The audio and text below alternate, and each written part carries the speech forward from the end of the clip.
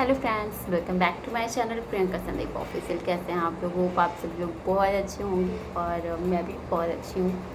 तो फाइनली आज है ट्यूसडे और वेंसडे है आज। तो मैंने सोचा है आज से मैं ब्लॉगिंग स्टार्ट करूँगी और अभी मैं ब्लॉग शूट कर रही हूँ। दोपहर के 11:30 बज रहे हैं और पतिदेव गए ऑफिस। सुबह ही 9:15 बजे तक वो निकल गए थे। 9:30 9:15 था, थोड़ा लेट हो गया उनको निकलने में बिकॉज प्रिशा बहुत जल्दी उठ गई थी। और प्रिशा जब भी जल्दी उठती है तो फिर क्या होता है कि मतलब मुझे लंच बनाना होता है इनके लिए और फिर ये लेके प्रिशा को चाहे तो खिलाएं चाहे तो नीचे लेके जाएं, कुछ तो करना पड़ेगा तभी लंच बन सकता। वरना मैं जब मतलब फिर वो उसको उठने के बाद मैं ही चाहिए होती हूँ, तो फिर इसलिए थोड़ा सा लेट हो गया आज। और वरना वो 8:30 तक ऑफिस निकल जाते हैं। और ऑफिस के पतिदेव प्रिशा भी उठी। फिर उसके बाद उसके लिए मैंने कुछ नाश्ता वगैरह बनाया, उसको खिलाया, उसकी मालिश की, उसको नहलाया। फिर वो अभी सो रही है और मैंने पतिदेव के साथ ही नाश्ता कर लिया था। तो नाश्ते में मैंने बनाया था पोहा उनके लिए और आज लंच में उनके लिए बैंगन आलू की भुजिया और पराठा बनाया है, उनको बहुत पसंद है। और पतिदेव आजकल थोड़ा सा मेरे बेचारे, बड़ी परीक्षा चल रही है उनकी, तो मतलब बहुत सादा सा खाना है और क्योंकि बहुत चटपटे चीज़ें खाते हैं ये, तो फिर भी लेकिन हम कोशिश कर रहे हैं ये भी कि हम लोग, क्योंकि गुरु देव से दीक्षा लेने का सोचे हैं तो मतलब वो उनके जो नियम हैं हम लोग सोच रहे हैं अभी से फॉलो कर पाएँ और ताकि हमें मतलब दीक्षा में ज़्यादा विलम्ब ना हो। बस इसलिए हमारी कोशिश अभी चल रही है। बाकी भगवान जाने कब तक हम ये कोशिश कर पाते हैं और कब गुरु दीक्षा मिलती है, अब आगे माता रानी जाने। अब बस उन्हीं के ऊपर है सारी चीज़ें, अपने हाथ में है सिर्फ़ और सिर्फ कोशिश करना। और वो भी माता रानी की वजह से कोशिश कर पा रही हूँ मैं, वरना इतने माया भरे संसार में ये सब करना मेरे लिए तो संभव ही नहीं था। और बहुत सारी प्रतिकूलताएं भी लाइफ में रही हैं, लेकिन उनके बीच भी जो माता रानी ने जो अनुकूलता दी है उसके लिए बहुत बहुत धन्यवाद मेरी माँ का। और माँ है तो सब कुछ है, बस इतना मुझे पता है। अगर वो नहीं होती तो आज मतलब उन्होंने मुझे अपनाया नहीं होता तो फिर वो बहुत, फ़िलहाल ऐसी अभी बाद में बात करते हैं। मैं बहुत माँ की बात करती हूँ तो मुझे बहुत, मैं इमोशनल हो जाती हूँ, मुझे लगता है कि तब फिर उन्हीं की बात हो। और माँ और मेरे जो गुरुदेव हैं वो दोनों मुझे अपनाए हैं, मुझे बस इतना सा लगता है। और मतलब अंदर से ही लगता है कि अब मैं उन्हीं की हूँ और वो सिर्फ मेरे। ऐसा लगता है कि दुनिया के हैं बट मुझे लगता है सबसे ज़्यादा मेरे हैं, फिर बाद में सबके हैं। और उनकी बहुत बहुत कृपा है हम पर, हम दोनों पर, हम तीनों पर। तो बस अभी थोड़ा सा तो मैंने ब्लॉग सोचा है आज से बनाने का। और ये ब्लॉगिंग भी मैं इसलिए कर रही हूँ कि मैं अपनी माँ की डेली जो मैं सेवा करती हूँ, वैसे गुरुदेव कहते हैं कि अपनी सेवा अपना भजन प्रदर्शित नहीं करना चाहिए।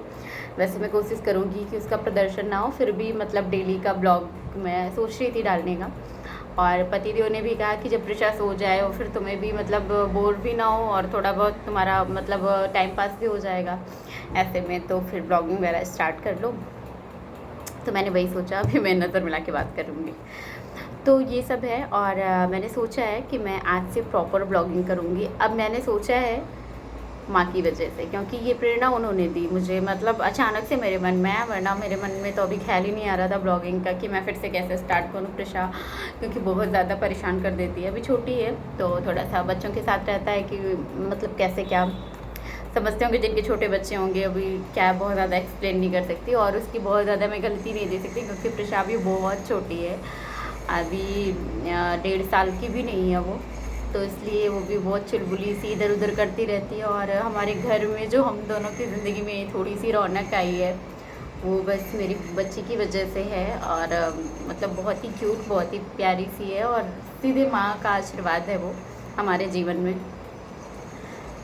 तो फिर ये सब रहा है और मैं बस ये बताना चाह रही थी कि आज से जो हमने ये सोचा है ब्लॉगिंग का, तो मैं सोच रही थी मैं डेली लेकर आऊँगी एक ब्लॉग, तो या एक मिनी ब्लॉग तो डेली ही आएगा हमारा। कोशिश रहेगी कि मैं ला पाऊँ, बाकी माता जाने। और ये चीज़ें हैं, बाकी क्या बोलूँ समझ में ही नहीं आ रहा कि और क्या मैं बोलूँ। और आगे का अगर शाम तक पतिदेव आएंगे तो वो सारी चीज़ें मैं शूट कर पाऊँगी, तो मैं आप ज़रूर ब्लॉग में ऐड करूँगी। और प्रशा भी सो गई है और मैंने अभी जस्ट हेयर वॉश किया है और बहुत बाल मेरे ड्राई हो गए हैं, बहुत ऐसे हो गए हैं कि अब मन कर रहा है कि मैं इनका कुछ तो कर लूँ, लेकिन अभी कुछ कर नहीं सकते। तो यही सब है, कोई केयर भी नहीं कर पा रहे हैं, ना बालों की ना कुछ किसी चीज़ की, लेकिन क्या कर सकते हैं बच्चे। फिर बच्ची को मैं दोस्त नहीं दे सकती। बार बार मुझे लगता है कि मैं बोलती हूँ कि प्रेशर की वजह से ना, तो फिर मुझे ही बाद में लगता है कि मैं कितना दोस्त देती हूँ अपनी बच्ची को। अभी तो वो छोटी है और ये सब है। और हम लोगों ने सोचा है जो गुरु दीक्षा लेने का, उसके बारे में कुछ बताना चाह रहे थे आप लोगों से। क्योंकि क्या है कि जो मेरे गुरुदेव हैं, मैंने उनको मतलब एकदम जैसे गुरु दीक्षा के बाद जैसे लोग गुरु अपना मानते हैं, मैंने उनको बगैर दीक्षा लिए अपना गुरु माना है। और गुरु की आज्ञा का पालन जितना मुझसे हो सकता है, जितना मेरे गुरुदेव की वाणी से निकलता है कि ये करना है और ये नहीं करना है, मैं 99% कोशिश करती हूँ कि मैं वो चीज़ करूँ और वो चीज़ नहीं करूँ जो गुरुदेव ने मना किया है। बाकी आगे ये काम, क्रोध, लोभ, मोह, ये मद मत्सर, ये चीज़ें जो अंदर में हैं, तमोगुण, रजोगुण और सतोगुण, ये सब अपना प्रभाव तो दिखाते ही हैं। कभी मन में गुस्सा आ जाता है, कभी कुछ, तो ये सब प्रभाव करते हैं थोड़ा सा। लेकिन इसीलिए मैंने अपने भोजन को भी बहुत सात्विक करने की कोशिश की है कि जैसे मेरे मन में कोई भी किसी के प्रति कोई द्वेष, कोई राग, कोई क्रोध, कोई भी चीज़ ना आए, मेरा मन सात्विक रहे और हर वक्त मैं माँ के भजन में रहूँ और अपने गुरुदेव, अपने इष्ट के भजन में। तो कोशिश ये रहती है। बाकी यही सब चीज़ें हैं, क्योंकि गुरुदेव के यहाँ जो नियम बताया गया है कि मतलब किसी भी तामसिक गुण वाले पदार्थ को आपको ग्रहण नहीं करना है, भोजन को। जैसे आपका लहसुन प्याज हो गया या बाहर का कोई रेस्टोरेंट वगैरह का खाना हो गया, जो पता नहीं मतलब उसी में मांस इत्यादि वगैरह भी बने रहते हैं, तो इन सब चीज़ों को थोड़ा सा विरोध किया है उन्होंने, रोका है कि अगर जो साधक मतलब लेना चाहते हैं, जो मतलब दीक्षा लेना चाहते हैं, उनके लिए स्पेशली रोका गया है। मैंने इस पे लगाया था, थोड़ा सा गिर गया। तो ये सब चीज़ें हैं, तो इसलिए मतलब हम लोगों का प्रयास यही है कि गुरुदेव की आज्ञा का पालन करूं, और गुरुदेव की आज्ञा का पालन हो भी रहा है। पतिदेव का थोड़ा सा बेचारे का नहीं हो पा रहा है उतना, क्योंकि क्या है कि इनको ऑफिस वगैरह भी जाना रहता है, और ऑफिस के साथ कलीग्स वगैरह के साथ कभी लंच ये वो कर लिया, कुछ इधर उधर थोड़ा बहुत हो जाता है। तो उसमें गुरुदेव ने ये भी बोला है कि आपके लिए अभी आपकी कर्म ही पूजा है, अगर आपका उतना नहीं हो पा रहा है तो भी मतलब कोशिश करिए कि हो जाए। अगर नहीं हो पा रहा है तो उसके लिए बहुत ज़्यादा गिल्ट नहीं करना है। बस हाँ, ये ध्यान रहे कि कोई भी ऐसे पदार्थ नहीं ग्रहण करना है जो उचित नहीं है भजन में, मतलब नहीं चाहिए। और तो इन सब चीज़ों का तो पतिदेव विशेष ध्यान रखते हैं, कोई भी ऐसी चीज़ नहीं लेते हैं। लेकिन हाँ, कभी कभार मतलब हो गया तो हो गया, जैसे कभी कभार कुछ अचार वगैरह इनको बहुत पसंद है तो खा लिया, तो ऑब्वियस सी बात है अचार में तो लहसुन पड़ता ही है, तो वो सब चीज़ें हैं। लेकिन मैंने तो अभी प्रभु माता रानी की कृपा से अभी तक, बस माँ जाने, अभी मैं ज़्यादा ऐसा कुछ बोलूँगी नहीं, क्योंकि वो अपना प्रभाव दिखा सकते हैं कि तुम्हारे अंदर अहंकार आ गया, तुमने ये किया। तो मैं इस बात का भी ध्यान रखती हूँ कि मेरे अंदर अपने भोजन को लेकर, अपनी चीज़ों को लेकर कोई भी अहंकार ना आ पाए। हर वक्त ये जांच करते रहनी चाहिए अपने मन में कि कहीं मैं ज़्यादा कुछ नाम जप कर पा रही हूँ, मैं ज़्यादा भजन कर पा रही हूँ, तो मेरे अंदर कहीं सूक्ष्म अहंकार भी तो नहीं आ रहा कि लोग नहीं कर रहे, मैं कर रही हूँ, मैं बहुत अच्छी हूँ, बाकी लोग अच्छी नहीं है। ये सब चीज़ों पर विशेष ध्यान देने के लिए गुरुदेव बोलते हैं कि आपके अंदर इतू सा भी ना अहंकार नहीं आना चाहिए। ऐसा लगना चाहिए कि इस दुनिया में सबसे नीच, अधम, पापी मैं ही हूँ और मैं ही भजन नहीं कर पा रही हूँ, बाकी सारी दुनिया भजन कर रही है। गुरुदेव कहते हैं कि सबके अंदर ये भाव करो कि हर रूप में प्रभु हैं आपके। अगर आपके सामने कोई कुछ प्रतिकूल वार्तालाप भी कर रहा है, बातें कर रहा है, तो भी कि प्रभु आपकी परीक्षा ले रहे हैं, ऐसा भाव करना है। तो ये भाव करने के लिए भी तो बहुत बड़ा हृदय चाहिए, और बड़ा हृदय आता है आध्यात्म से, और आध्यात्म आता है नाम जप से। तो कोशिश कर रही हूँ कि मतलब थोड़ा सा मैं उस लाइन पे आ पाऊँ और अपने गुरुदेव की हर एक बात को मैं सही कर पाऊँ, जो गुरुदेव बोलते हैं वो मैं कर पाऊँ। तो ब्लॉग क्या मेरा आध्यात्मिक ब्लॉग हो जा रहा है मुझे लग रहा है। लेकिन मैं आज ही आप लोगों को थोड़ा सा बताने के लिए मैंने सोचा कि मैं आराम से बैठूंगी तो मैं थोड़ा सा बात करूंगी। और बहुत सारे ब्लॉग्स, बहुत सारे लोगों के सवाल भी थे, मतलब यहाँ भी कि तुम बोली थी कि ब्लॉग्स डालोगी, शादी में गई थी कोई ब्लॉग नहीं डाल पाई, और कुछ कोई शॉर्ट्स भी नहीं। तो क्या था कि मेरी ननद की शादी थी, तो ननद में क्या होता है ना कि बहू के घर, ससुराल में एक बहू के ऊपर बहुत जिम्मेदारियाँ होती हैं, और जिम्मेदारियों के साथ साथ एक बच्ची भी छोटी सी थी, तो बच्ची को भी देखना, संभालना, उसका मतलब डेली जो भी उसका काम रहता है वही मुझे ही करना होता है। और ऊपर से ससुराल में फिर टाइम ही नहीं मिल पाता था कि मैं कभी कुछ सोच पाऊँ ब्लॉगिंग के लिए या एडिटिंग के लिए। बहुत सारी चीज़ें मैंने शूट करके अभी भी कैमरे में रखी हुई हैं, मोबाइल में हैं, बट मैं उनको डालने का टाइम ही नहीं मतलब निकाल पाई कि मैं कब डालूँ उन चीज़ों को। तो ऐसे ऐसे करके मतलब ऐसे ऐसे टाइम बीतता गया। आज 2-3 महीने हो गए शादी के, फरवरी में शादी थी, अभी तो अप्रैल चल रहा है। और तो कोशिश करूँगी कभी कभार अगर कुछ कुछ चीज़ें जो हैं वो मैं डाल पाऊँ। और सॉरी, आप लोगों से प्रॉमिस किया था मैंने कि मैं ब्लॉग डालूँगी, शादी का पूरा ब्लॉग आएगा, हमारे जितने भी रिचुअल्स होते हैं वो मैं सब आपको प्रॉपर दिखा पाऊँगी, लेकिन ऐसा नहीं हो पाया।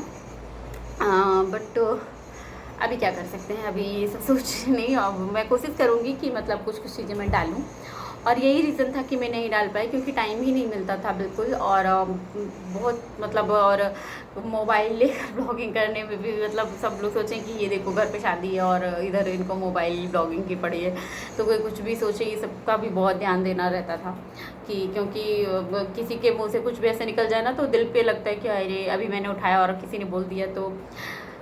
तो ये सब चीज़ें रहीं, और इसलिए मैंने मतलब अवॉइड किया इन सब चीज़ों को कि मैं नहीं करूँगी। और जो भी कर पाई वो मैं डाल भी नहीं पाई, ऐसा वाला सीन रहा।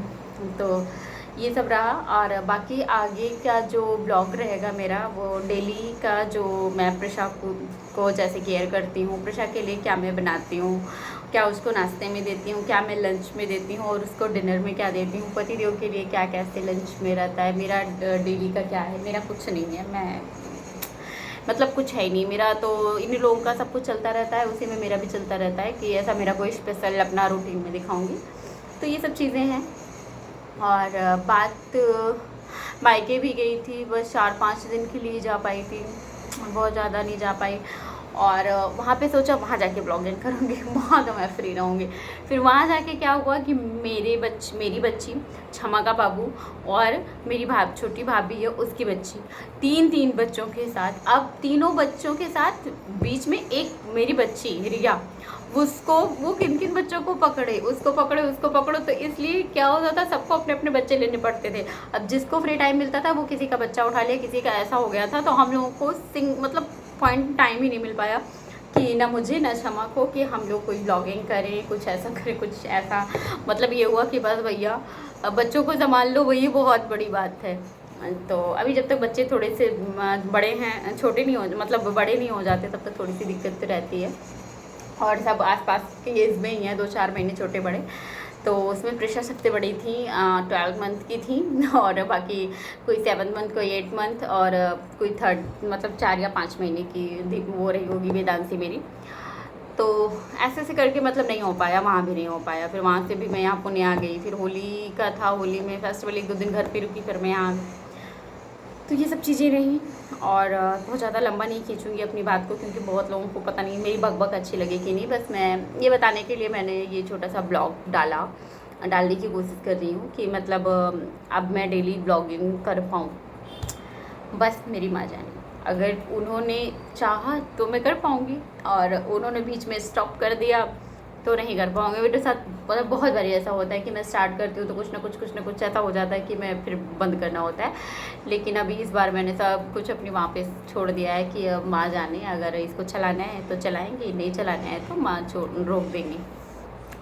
तो फ्रेंड्स अभी इतना ही बोलना है, ज़्यादा नहीं बोलूँगी। और हम लोग इस बार जब आएंगे तो फिर से वृंदावन जाएंगे, और फिर से दीक्षा का नियम लेंगे, और अपनी जो पहली, दूसरी, तीसरी प्रस्तुति कब देनी है, कब नहीं देनी है, वो सब पूछेंगे गुरुदेव से नहीं, उनके परिकर से पूछेंगे कि कब हम लोग आ पाएँ। और तभी हम लोगों को बुलाया जाएगा, जब तक हम लोग मतलब एकदम नहीं हो जाएंगे, हमारे अंदर इतू सा भी कुछ प्रॉब्लम रहेगा तो हमें दीक्षा नहीं मिलेगी। तो इसीलिए बहुत सावधानियाँ बरतनी हैं, बहुत बहुत डर भी लगता है कि पता नहीं मतलब वो दोनों जन कर पाएंगे कि नहीं। वही चीज़ें हैं ना, मैं मतलब मैं कर रही हूँ, कभी कभार इनका कुछ छूट जा रहा है तो मन में एक भय सा हो जाता है कि क्या होगा भगवान जाने। इसलिए सब उन्हीं पे छोड़ दिया है कि माँ ही अपने अनुकूल बनाए, क्योंकि हमारे वश में नहीं है कि उनके अनुकूल हो पाना, क्योंकि जगत जननी माँ जगदम्बा हैं वो, तो वो जो चाहेंगी वो कर सकती हैं। और हम नीच पापी अधम लोग, हमारे बस में कुछ है नहीं, हम कभी वो माया में फंस जाते हैं तो कभी कुछ सांसारिक चीज़ों में।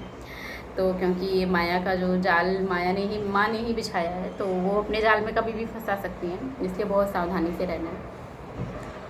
और बस यही था। और 15 मिनट का ब्लॉग हो गया मेरा, बोलते बोलते मैंने 15 मिनट बोल दिया, वाह का। तो फ्रेंड्स बस इतना ही कहना था। अब कोशिश तो अब इसमें मैं कुछ ऐड नहीं कर सकती क्योंकि ये ऑलरेडी 15 मिनट का हो चुका है। तो मैं शाम से ब्लॉगिंग करूँगी, वो नेक्स्ट ब्लॉग में जाएगा। और चाहे आज शाम से चाहे तो कल सुबह से। ठीक है फ्रेंड्स, अब ज़्यादा बकबक नहीं, बाय बाय। और आप लोग प्लीज़ जो भी मेरे चैनल पर नए हो, मेरे चैनल को सब्सक्राइब कीजिएगा। वीडियो अच्छा लगे तो लाइक एंड शेयर ज़रूर कीजिएगा।